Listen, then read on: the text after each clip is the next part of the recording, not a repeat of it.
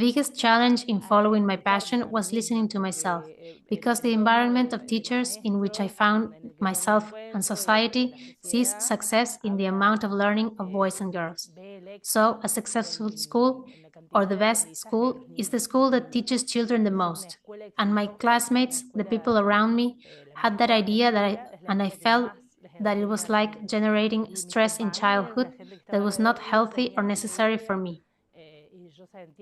And it was always like something that I felt inside myself, but could not justify or find it or say, well, this is why. But I always felt like my work was correct for my environment, but it only addressed one part of the child, which was the intellectual part and the amount of things that they would put into their heads. And it was stressful for me, for the child. It was also distant, empty of emotion. The idea of a teacher is professional, and the professional has no emotions, does not connect with the child from an emotional place.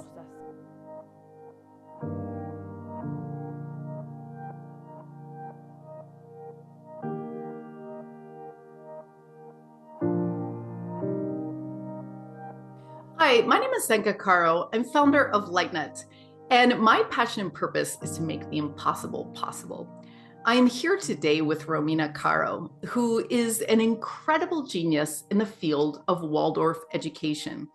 This interview, she's going to talk about her philosophy, and she started out being a university professor, studying at the university, but really her heart was pulling her toward teaching younger children. And she finally, after 4 years, said, I'm just going to do it. This is where my heart is. And she's had incredible success by doing that. She's been director of 2 schools, including John Dewey and Cuatro Estaciones. And now she has been teaching for over 15 years and is at Luces del Valle, which is another Waldorf school here in Argentina, building the future of education. Thank you for joining us. This is our first of a series of Spanish recordings that we're going to be doing, and we're going to be putting these in both Spanish and English so you can hear them. And thank you so much for tuning in. I look forward to sharing Romi's story now. Working with children has always been my passion. Being a teacher has always been my passion since I was very young. When my sister was born, I imagined that was the first time I realized that I like taking care of others, boys and girls. And then at 5 years old, at 6 years old, when I learned to write, I asked for a chalkboard as a gift for Christmas, and they gave me a chalkboard. I gathered all the children in the neighborhood and taught them the same thing that my teacher taught me at school, to the little ones. The mothers from the neighborhood were very happy because I took care of their children, helping them play and learn. The children would ask me to teach them things. I taught my sister, who is younger than me, for example, how to write at 4 years old with my chalkboard that they had given me for Christmas. My entire education was very intellectual, and my family is also very intellectual. You always had to study a university degree. And here in Argentina, to be a teacher, you don't have to go through a university degree, you have to go through a tertiary degree. Since it is a lower level profession and it is not as socially recognized as the teaching profession as other professions. So at the time, I started to study for a university degree because it was what I felt I had to do. I did it for about 4 years. And it was very difficult because at that time, I felt that I did not like the degree I was getting at the time. I was also a nanny. I took care of children. And while I was studying at university, all I wanted to do was go back to taking care of the children, being a nanny. It was difficult to make the decision to work with children because of the family context, because of what being a teacher implied. Finally, at one point, I said, well, this is my thing. This is what I want to do. And I left the other degree and started studying to be a teacher. But it was a moment of decision. All my family members are teachers, but university professors. They don't work with children. And working with children, I don't know how it is in the United States, but in Argentina, it is not as well regarded as working in a university. For me, it was always, I started working with children and it was like, yes, this is my thing. This is what I enjoy. But this is not the way. That's the feeling. How we were used to teaching was not that good. I felt like it was very intellectual, that everything was oriented to our heads. I thought that I didn't want to just put things in their heads, I want to accompany their development from other places. I had that from the first year that I started teaching in the classroom. I had this feeling that this yes, but no. This feels good, but not this way. So since I'm very curious too, I started to study, to find out, to learn about other pedagogies, always in search of a space that looks beyond the mind. Even those that are alternative pedagogy are oriented towards the child learning better, but not about their emotions, not about spiritual, not to other things that were also important to me. And in that search, I went through many schools, many places, as if looking for something that would make me feel that the work I was doing was really what I had to do and that it was not just nothing, teaching them to read, but accompanying that childhood in that very important moments of their childhood. It seems that every place I taught, I took away different things and also understood different things about myself. I think it is also related to my experience when I was a child and went to primary school, and for me school was always a very safe place, a place where I felt good. Sometimes in my house there were problems, family fights, but at school there were always the teachers. There was always that support and safety.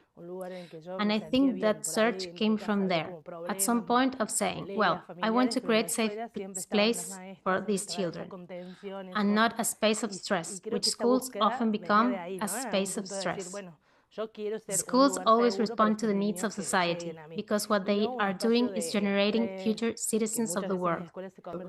So many times the subjects that are chosen, if mathematics is taught, it is because we need them to be businessmen, to understand economics. And they are children, and sometimes we forget that they are children. So the search was like that, finding little things that I liked and finding Montessori pedagogy and finding the freedom of the child, allowing the child to choose what he likes. And then you say, well, there is something different there. It is no longer what I want from the child, but what the child wants from themselves, and how they will be formed over time, and when they are adults, who will they become? I have been studying and working in many methods of teaching. The methods of teaching that are called active, that say, have to do with the child actively seeking his knowledge. And I always found it very interesting, but it added something to the vision that is normally had of what school is, but it lacked something that is emotional and spiritual, which is not in schools, because it is not in society. So, a school is always an example of society, and for society, spiritual development is not important, and neither is emotional development. So then, we have adults who do not feel connected with their environment, with nature, who do not have emotional intelligence, who cannot resolve situations, and that is what adults are today. And well, I think the whole process was also about thinking about myself, about what I needed, about my process, about what I had needed throughout my life or what I would have liked. That process was accompanying my process as a teacher. When I discovered that it was also good to work on the emotional, I said, in children too. When I discovered that the spiritual was important, I said, in children too. But well, that is why it is a path, and in each pedagogy I found different things. Right now I work in a school, Waldorf, with a Waldorf orientation, and there is a spiritual, and there the spiritual appears very strongly. The spiritual, not religious, because many times the schools that take the spiritual into account do so from a place, from a religion, which is also a very biased view of the spiritual. Well, in the Waldorf pedagogy, it is done as a broader question of spirituality, which has to do with recognizing ourselves as part of the whole, with recognizing ourselves as part of everything, of the environment and of nature. There are no instructions for teaching the spiritual. I am not talking about reading the Bible to them. but instead being amazed at being alive, at having a body, being amazed at my surroundings and observing nature and feeling part of that, which seems very important to me. It is important that we feel like part of the earth at this moment and of the universe, because if things like what is happening now we do not feel a part of, then you have things like the environmental crisis, because we cannot take care of something that we do not feel a part of. So we are having a hard time taking care of our environment, our land, because we feel that trees are merchandise instead of something that is there to amaze me. And beauty has to do with the spiritual. Being amazed by beauty, that is something of the spirit. It is not something of emotion. It is something of a manifestation of the spirit. So if children were taught in this way from a young age, without talking about religions, they would be taught to feel the spiritual in themselves, to connect with themselves. That is my environment today. And also Waldorf pedagogy has something that is very important to me in relation to childhood, which is the first 7 years, the world for the child has to be good, which is often difficult for us adults to really show them a good world, because we do not believe it is a good. So we protect them from the world. And so Steiner, the creator of the Waldorf pedagogy, says that the child has to form his physical body, and to form the strong physical body, the child needs to feel safe. If not, his or her body will be formed as if under stress. And to feel safe, he or she needs to feel that the world is good, that he or she is protected.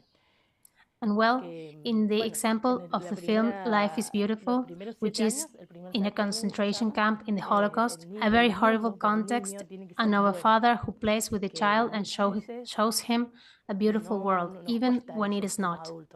It seems that this is our task as teachers, to show the child a good world, which takes care of her or him, which is there for them at that moment, although we may not feel that it is.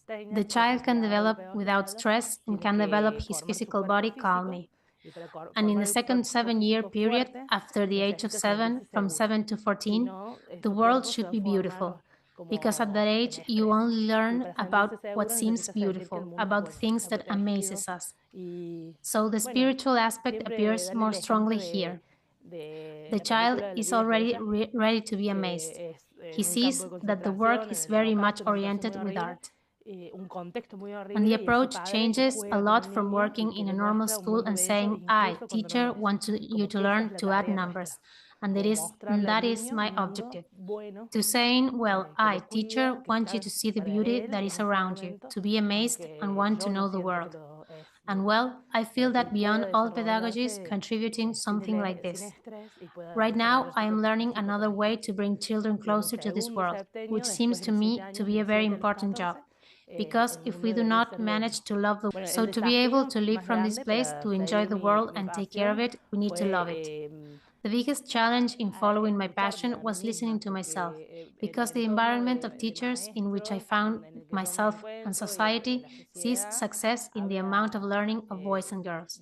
So a successful school, or the best school, is the school that teaches children the most. And my classmates, the people around me, had that idea and I felt that it was like generating stress in childhood that was not healthy or necessary for me.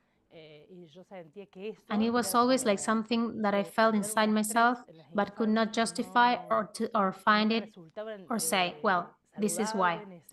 But I always felt like my work was correct for my environment, but it only addressed one part of the child, which was the intellectual part and the amount of things that they would put into their heads.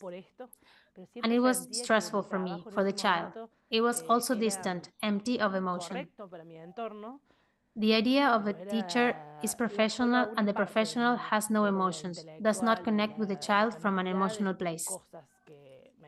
And it never came naturally to me to connect in that way. I was always very loving. Well, I always had that contradiction between what was believed to be correct in my environment, in my school environments, in the other teachers, in the views of the schools, and what I felt was correct. And it was very difficult to listen to myself and say, well, for me, this is not right, and I'm going to look for someone somewhere who must have thought like me before. And that's where I started my search, as someone must have thought about it, and not thought that we are only here to put things in the child's head, that we have another function. Someone must have thought about it before, because many times, well, Steiner says that freedom and the need to belong are sometimes opposites. So I can't be free if I want to be valued. So what was valued in my environment was not what I freely felt inside. So that contradiction, I think, was the biggest challenge. And luckily, I was able to find a way in which I could be a teacher, which is not, well, for me, in my vision of being a teacher, it is not about teaching. That is not my idea of being a teacher, but rather accompanying the upbringing of a child, accompanying the family in the upbringing of a child. And the objective is that children themselves bring out the best in themselves, not me bringing it out, but that he can have the circumstances and the context that he needs, but bringing out the best in himself throughout his life. Well, for those who haven't found their passion yet, I think the only thing I can tell you is that we all know inside ourselves what makes us happy, and we all have that inside of us. And many times we cannot hear it because our context does not allow us or does not value it, or we feel that what we have to offer is not valuable. But we all know inside when our heart beats faster and what situations we feel that we are totally connected and that we are doing something that is right. We feel it inside. So maybe they try to silence the voices of others in order to connect with their own and be attentive to themselves, to what situations or what things, when I do them, I feel good. And that is where their passion lies. And the world where everyone found their passion will be peaceful, because I believe that when someone does what they feel is right and it fulfills them and makes them happy, everything else is less important, because I know what I am doing, I know what my purpose is, I know where to go, and the rest loses a bit of importance of weight. So I believe that it would be a world in peace, in which everyone could live freely, happily, and in peace. For all the people who are with children, parents, teachers, for everyone, I would love to invite them to think of childhood as a very short moment that requires a lot from us, and that sometimes one feels that is more than one has to give, but it passes very quickly. And well, understanding the importance of feeling safe at that time. And we come from a world that lacks a lot of love, and all of us lacked a lot of love in childhood. Our teachers and parents did the best they could, but the world lacks love. So I think that what is revolutionary today is to love children and give them all the love and protection they need to develop. Y la protección que necesitan para desarrollarse, ¿no? If this story inspired you, their school is looking for donations, as they're going to be purchasing their property so they can start building more classrooms, because the school is growing and growing. This is really craving for what families want in the world, and it is exciting that they're doing that. If you would like to give a donation, please contact us at team@lightnet.org, and we will put you in touch with Romy. Are you looking to begin your life of passion and purpose? We are waiting for you with our groups of 8 to 12. These loving teams are formed to look over our success data to find the fastest and funnest and most direct way for you to find your purpose and calling in life. To find out more, go to holomovement.net/purpose.